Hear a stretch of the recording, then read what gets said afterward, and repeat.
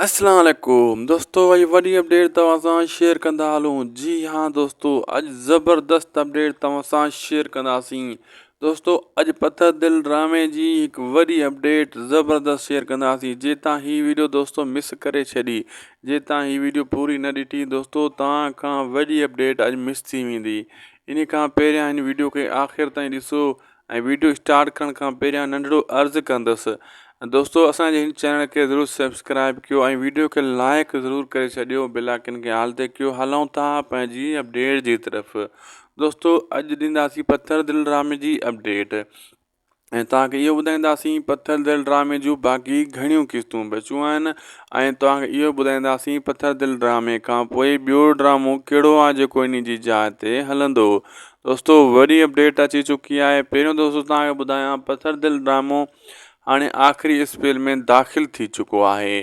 आख़िरी स्पेल छा आहे? स्पेल जी माना मां तव्हांखे ॿुधायां थो। स्पेल यानी हिकिड़े स्पेल में 25 एपिसोड ईंदा आहिनि ऐं 25 एपिसोड यानी हिकु स्पेल। हाणे जो आख़िरी स्पेल शूट जेको थियो हुयो, ड्रामो यको लगातार बंदि हुयो ऐं आख़िरी जेको रिकॉर्डिंग थी वई, पोइ आख़िरी स्पेल हली वियो 182 खां अॻिते।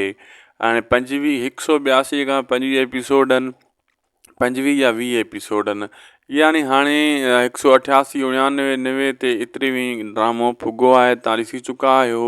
हाणे बक़ाया एपिसोड दोस्तों वधि में वधि 15 एतिरा एपिसोड बचा आहिनि, इन खां वधीक न आहिनि। ड्रामो तमामु जल्द पत्थर दिल ख़तमु थियण वारो आहे ऐं इन जे ख़तमु थियण खां बाद में दोस्तों जागीर ड्रामो केठिन वारनि जो तयारु पियो आहे ऐं उहो जंहिंमें मजूलाड़ बि आहे, साईं सलीम राशिदी बि आहे जेको हिते ऐं पत्थर दिल में सलार ख़ान जो किरदारु करे रहियो आहे। इहो जागीर ड्रामे में वॾेरे जो किरदारु करे रहियो आहे। मजूलाड़ जेको आहे हिकिड़ो वाठे जो शैतानियत जो किरदारु करे रहियो आहे। छाजे करे मजूलाड़ खे अहिड़ा किरदार फिट बींदा आहिनि, अहिड़े किरदारनि जे लाइ हू ठहियो आहे। दोस्तों, वीडियो पुॻो पुॼाणी ते शेयर कंदा, लाइक कंदा।